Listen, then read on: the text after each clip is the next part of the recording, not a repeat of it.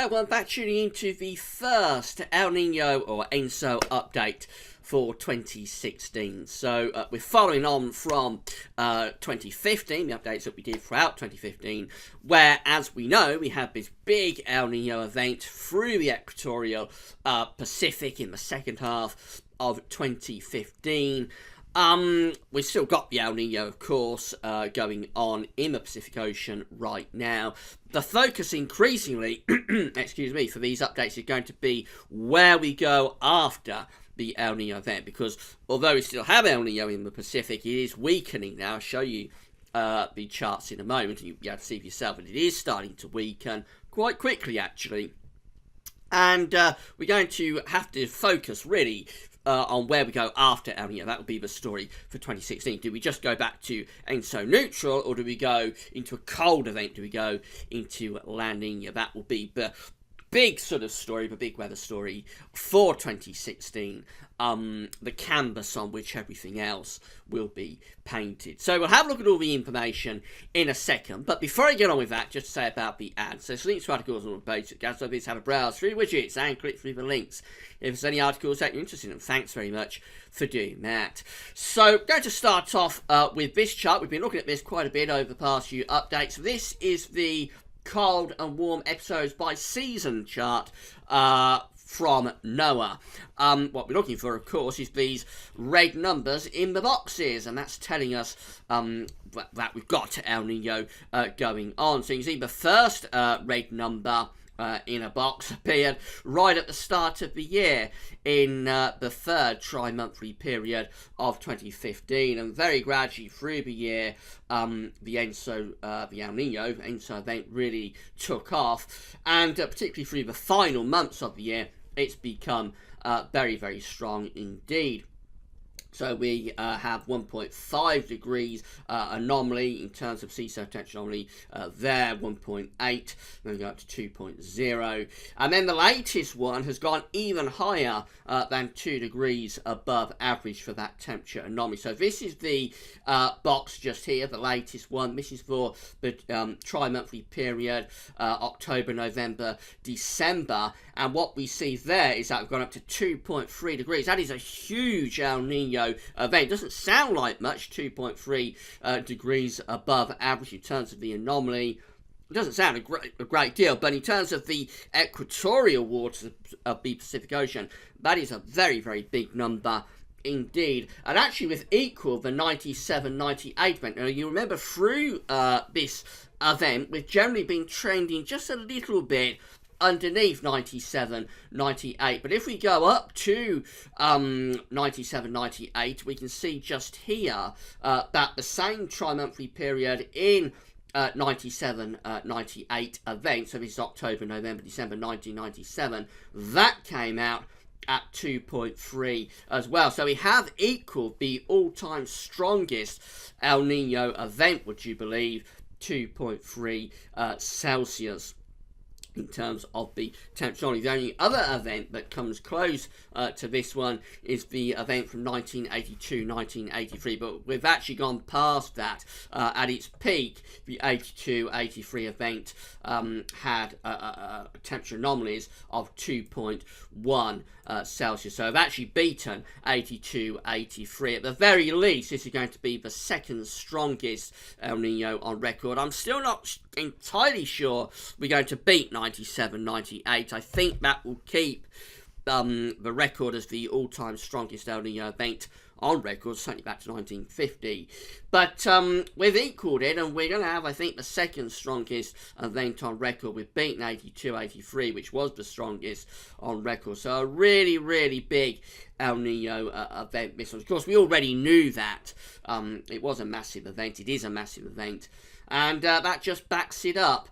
By way, La Nina in these boxes indicated by these blue numbers just here. So the last La Nina event was in 2010, 2011, just here. And then we had a weak one in 2011, 2012, actually just there. But the last sort of strong and mature La Nina event was 10, 11. These blue numbers just here. So it'll be very interesting whether we do go into La Nina after the El Nino event through the course of this year. Right, let's have a look at the sea surface temperature anomalies. So this is the map from the last update we did, the 17th of December. Of course, you know, you've been seeing this very regularly. You know that El Nino is depicted by this huge massive red here in the equatorial Pacific Ocean. That's the signature of El Nino. That is the warm water through the equatorial part of the Pacific, telling us that El Nino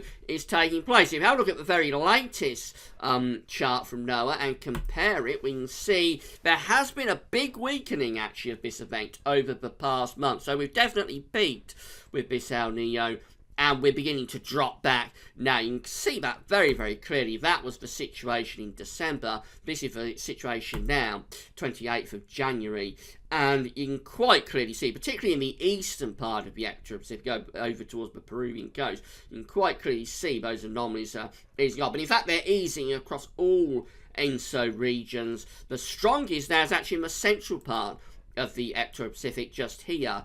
So it has become centrally based, this El Nino. It has become a Madoki or a Madike signature, a central based El Nino. It's very late in the day now to impact winter. Of course, there is the idea that you get a central based El Nino, it can increase the chance of a cold winter for North America, particularly, possibly for Europe as well. But it's very, very late today. There's a feedback on this, so we may not see the effects of this really through what's left of the winter months. But we definitely have set up a central base El Nino, or trended towards a central base El Nino, as we've weakened the El Nino event down. Now, if we get a cold event, a La Nina, I've explained this before, one of the things I look out for is to start seeing the Chilean coast turning cold, and then stretching out into this sort of area just here. We want to see this going cold over the next 2 or 3 months to tell us that we could get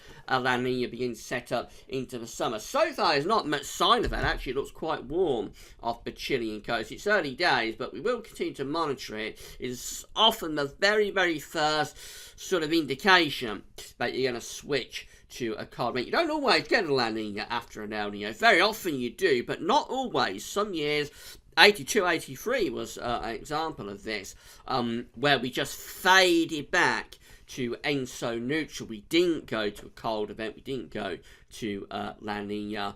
And the Pacific is quite warm at the moment, actually. We've gone into a warm Pacific decade oscillation, and that sometimes goes against a La Nina as well. So it's not by any means guaranteed that we're going to get a cold event this year. We'll just see how things go with that. I thought I'd just show you how 97, 98 progressed. So this is the sea surface temperature anomaly from NOAA for January. First of all, 1998. It's a different grid. It's a different. It's a different evolution, if you like, that we're looking at just here. It's a long time ago, so the way we're looking at this chart isn't as detailed as what we see right now on these charts. But it's the same idea. So this is the signature for El Nino just here.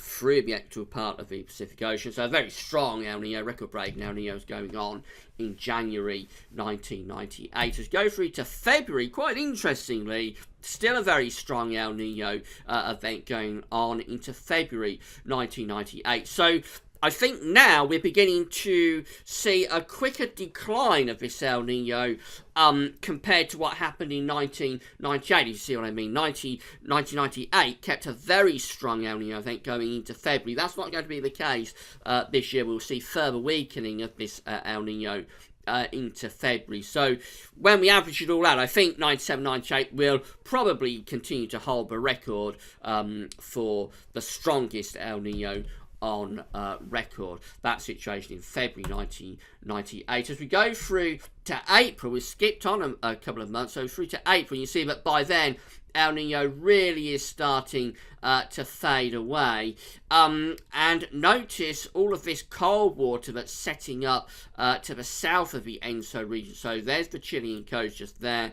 There's all of this cold water setting up and beginning to penetrate over towards Indonesia as well. So what we begin to see there is the signature for La Nina, and you'll not be surprised as we go through into June 1998. There we go, La Nina starts to appear, the cold signature for the cold event of La Nina begins to emerge as you go through into the summer of 1998. So that's the kind of thing we're going to be looking for over the next 2 or 3 months. Go back to April 1998. That's the kind of thing we're going to be looking for, to see these cold anomalies strengthening to the south of the ENSO region from the Chilean coast, going out into that sort of area. If we get that sort of signature over the next 2 or 3 months, that will start to tell us that El Nino could be on its way. There's not much sign of that right now.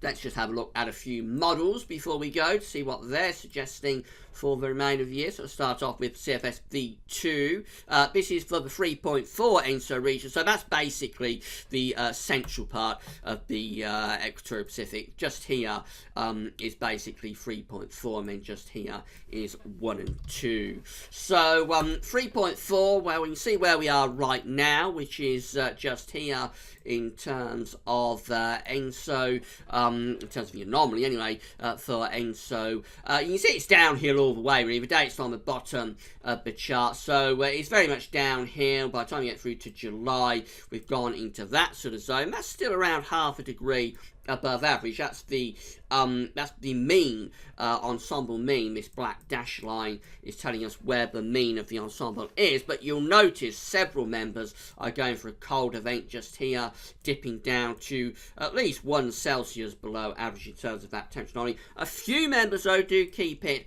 warmer than average, so we're just going to have to wait and see, really. We're definitely trending downwards into the spring, and you would expect that, but we'll ease back into ENSO neutral. Do we stay at ENSO neutral?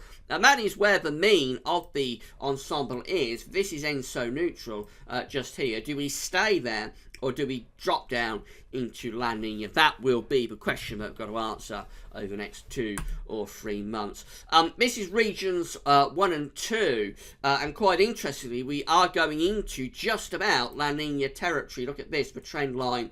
Again, it's generally downhill all the way into the summer, and by the time you get through to July, which is just here, we are actually dipping down into negative territory, going to around half a degree below average. Not a strong La Nina being signalled by any means, but certainly we are seeing a decline there into negative territory into 1 and 2. So what the CFS V2 is expecting to happen is for this area 1 and 2 to go cold, and this area 3 and 4 to go to sort of neutral ENSO type temperatures. We will wait and see how that evolves.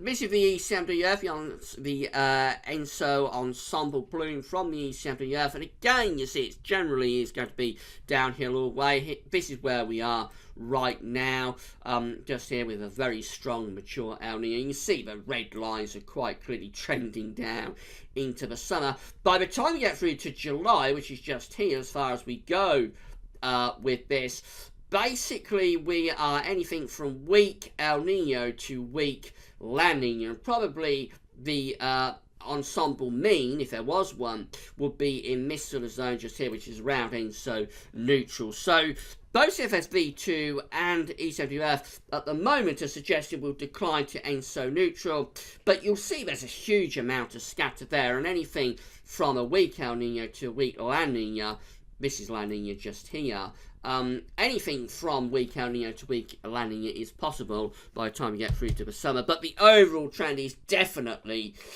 obviously down from where we are now. And then finally the Jamstec IOD, and this is going for La Nina to set up this year. So again, this is where we are right now, just here.